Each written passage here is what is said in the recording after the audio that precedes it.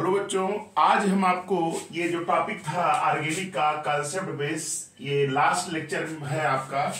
तो इस तरह से आपका पूरे ऑर्गेनिक का जो संभावित है एनसीईआरटी से जो बन सकता है वो आज हम करा देंगे। आप देखिए, मैंने लिखा है aldehyde, ketone and carboxylic acid और एमाइड्स का सबका कंसेप्चुअल क्वेश्चन आज बता देंगे इस लेक्चर में। तो आपका ये कंसेप्ट बेस वाला कंप्लीट हो जाएगा। तो एक क्वेश्चन तो इससे मिलना ही चाहिए। चलिए देखिए, जैसे मैंने क्वेश्चन लिखा है, boiling point of aldehyde and ketones are higher than hydrocarbons and ether of comparable molecular mass. ये क्वेश्चन है कि एल्डिहाइड और कीटोन का बॉइलिंग पॉइंट ज्यादा होता है किससे? ईथर और हाइड्रोकार्बन से, जो कंपेरेबल मॉलिक्यूलर मास होते हैं। तो उसमें जानते हैं, ये आपका एल्डिहाइड और कीटोन में देखिए कार्बोनिल ग्रुप है, इनमें डाइपोल डाइपोल अट्रैक्शन होता है। कौन सा अट्रैक्शन होता है? Dipole dipole attraction. जबकि हाइड्रोकार्बन्स और ईथर में ऐसा अट्रैक्शन डाइपोल डाइपोल नहीं होता। और यही कारण है कि एल्डिहाइड और कीटोन्स का जो बॉइलिंग पॉइंट होता है वह हायर होता है हाइड्रोकार्बन्स और ईथर से। हमने लिख दिया ना, देखिए आपका ये है carbonyl group, dipole dipole interaction है, एल्डिहाइड में भी प्रेजेंट है, कीटोन में भी प्रेजेंट है, तो इनका बॉइलिंग पॉइंट ज्यादा होगा, जबकि हाइड्रोकार्बन और ईथर का इनसे कम होगा। तो क्लियर? तो हमने लिख दिया है, because in aldehyde and ketones dipole dipole interactions takes place. यही कारण है कि इनका बॉइलिंग पॉइंट ज्यादा होता है। ये क्वेश्चन ये हो गया। दूसरा क्वेश्चन देखिए आपका एनसीईआरटी से जो 20 की लाइन है उससे बनाया गया है। The lower members such as methanol, ethanol and propanone are miscible in with alcohols in all proportions. भाई, यानी लोअर मेंबर्स क्यों वाटर में डिजॉल्व हो जाते हैं? तो उसका रीजन देखिए, ये आपका लोअर, जैसे आपका कीटोन है, लोअर कीटोन्स, जैसे आपका प्रोपेनोन की बात अगर करें तो ये आपका होता है CH3CO और ये आपका CH3, ये प्रोपेनोन है। अब ये प्रोपेनोन जो होगा ये हाइड्रोजन बॉन्ड बनाएगा। देखिए ना, because lower members form hydrogen bond with water molecule, माने लोअर मेंबर्स होते हैं वो हाइड्रोजन बॉन्ड बना लेते हैं, इसीलिए जो है वह वाटर में मिसबल हो जाते हैं। तो इस तरह से ये दो है। देखिए आपका तीसरा क्वेश्चन है, एल्डिहाइड, कीटोन्स, कार्बोक्सिलिक एसिड और एमाइड। अभी बना रहे हैं इसी में, तो इसी पूरा आज करा देंगे इस लेक्चर में। तो ethanol undergoes aldol condensation but methanol does not. भाई, ऐसा क्वेश्चन अगर आ जाता है तो इसमें क्या लिखेंगे? तो देखिए यहां पे मैंने लिख दिया है कि एल्डिहाइड एंड कीटोन्स, ये पॉइंट देखिए, aldehyde and ketones having at least one alpha hydrogen atoms undergoes aldol condensation. तो ये कंडीशन होती है। तो चूंकि यहां पे देखिए आपका मिथेनॉल है, मिथेनॉल में अल्फा हाइड्रोजन अब्सेंट है, ABST का मतलब अब्सेंट है, जबकि इथेनॉल में अल्फा हाइड्रोजन प्रेजेंट है। कि कार्बन के बगल का ये कार्बन क्या है? अल्फा कार्बन, इस पे हाइड्रोजन है, तो अल्फा हाइड्रोजन इस पे प्रेजेंट है। यही कारण है कि एल्डोल कंडेंसेशन शो करेगा कौन? इथेनॉल। मिथेनॉल नहीं शो करेगा। देखिए यहाँ पे इथेनॉल है, दो इथेनॉल मॉलिक्यूल है डाइल्यूटेड NH प्रेजेंट में, ये क्या बन गया आपका? एल्डोल बन गया। तो इथेनॉल एल्डोल कंडेंसेशन शो करेगा और मिथेनॉल नहीं करेगा क्योंकि इसमें अल्फा हाइड्रोजन अब्सेंट है। ये लिख दिया है, यही लिखना पड़ेगा आपको। दूसरा है देखिए, मिथेनॉल सोज कैनिजारो रिएक्शन। भाई, कैनिजारो रिएक्शन मिथेनॉल क्यों शो करता है? तो ये दिमाग में बैठा लीजिएगा कि aldehyde which do not contains alpha hydrogen atoms shows Cannizzaro reaction. ये कंडीशन है कि जिस एल्डिहाइड में अल्फा हाइड्रोजन नहीं होता वही कैनिजारो रिएक्शन शो करता है। चूंकि मिथेनॉल में अल्फा हाइड्रोजन नहीं है, इसलिए ये अंडरगोज कहां जाएगा? कैनिजारो रिएक्शन में। आपको इतना लिखना होगा। ये देखिए पांचवा क्वेश्चन है, benzoic acid does not undergoes Friedel Crafts reaction. भाई, ये क्वेश्चन भी बहुत इंपॉर्टेंट है, आ सकता है इस साल बोर्ड में। तो देखिए ये बेंजोइक एसिड होता है, ये बेंजोइक एसिड यूज होता है, स्ट्रांगली डीएक्टिवेटिंग ग्रुप होता है।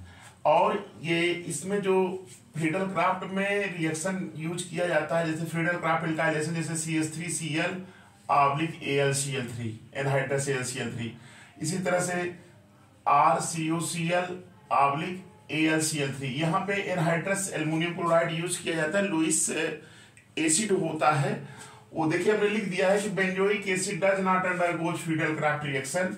क्यों नहीं फ्रीडल क्राफ्ट रिएक्शन शो करता है? उसका रीजन क्या है? Because carboxyl group is a strong deactivating COOH group क्या होता है, स्ट्रांग डीएक्टिवेटिंग ग्रुप होता है।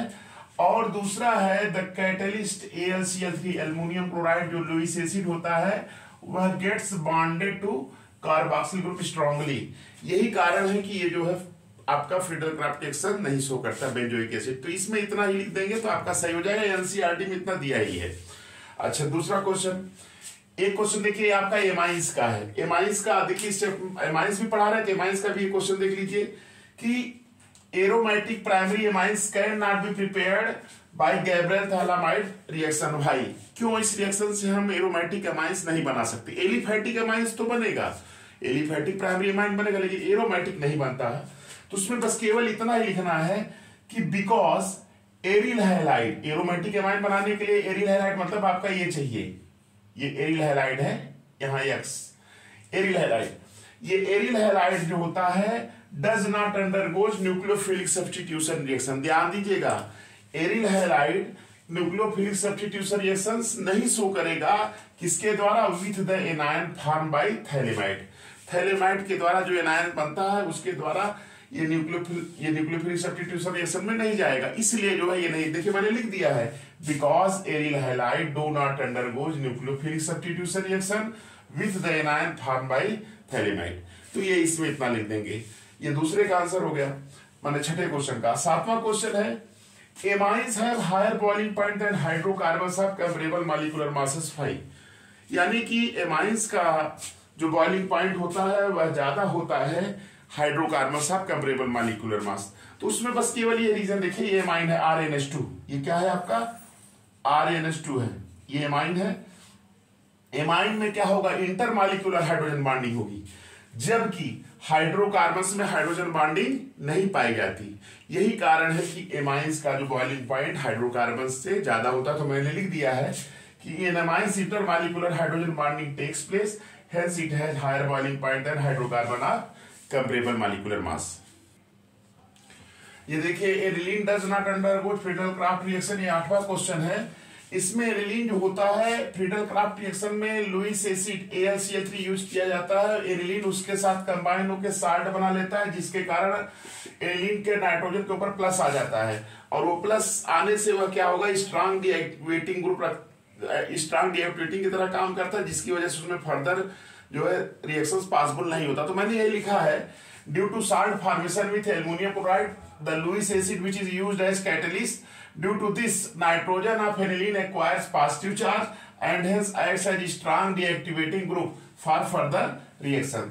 तो यही कारण है कि एनिलीन जो है फ्रीडल क्राफ्ट रिएक्शन नहीं शो करता।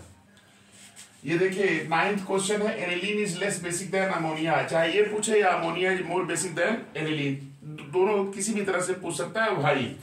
तो देख लीजिए कि एनिलीन है, एनिलीन में यहाँ देखिए इसका लोन पेयर इलेक्ट्रॉन जो है रियोनेंस में अवेलेबल हो जा रहा है, नाइट्रोजन के ऊपर पॉजिटिव चार्ज आ रहा है, यहाँ लोन पेयर अवेलेबल ही नहीं है डोनेशन के लिए। तो ये दिए लिखिए lone pair of electron involve resonance कर लिया, it is less available for protonation, available नहीं है।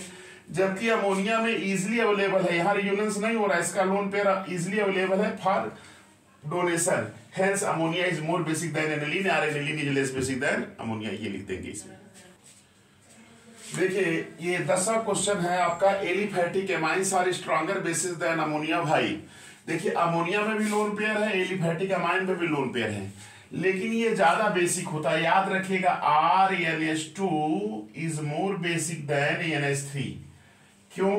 इसलिए कि basic nature directly proportional to plus I effect, यानी इंडक्टिव इफेक्ट के डायरेक्टली प्रोपोर्शनल होता है, यानी प्लस आई इफेक्ट बढ़ेगा तो बेसिक नेचर बढ़ जाएगा। तो वहां पर मैंने लिखा देखिए यहाँ प्लस आई काजिंग ग्रुप है, R एल्काइल ग्रुप। तो aliphatic amines are stronger bases than ammonia due to plus I effect of alkyl group. Alkyl group जो है ये plus I effect causing group है, ये इलेक्ट्रॉन डेंसिटी यहाँ क्या करता है? बढ़ा देता है नाइट्रोजन पे। देख रहे हैं लिखे हैं aliphatic amines are stronger bases than ammonia due to plus I effect of alkyl group leading to high electron density on the nitrogen atom. तो जब यहाँ डेंसिटी ज्यादा हो जाएगी तो इसलिए जो है ये क्या रहेगा? आसानी से अवेलेबल रहेगा प्रोटोनेशन के लिए, माने डोनेशन के लिए आसानी से देगा। अमोनिया की तुलना में ज्यादा क्या होगा?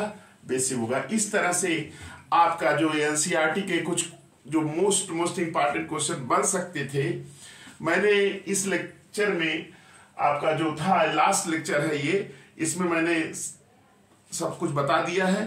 तो संभावना ये की जा सकती है कि इन्हीं क्वेश्चन से आपके एग्जाम में बोर्ड के पूछे जा सकते हैं। तो आप लोग इस लेक्चर को ध्यान से देखिएगा और अपने फ्रेंड के साथ शेयर करिएगा और आप लाइक भी करिए, सब्सक्राइब भी करिए। थैंक्स।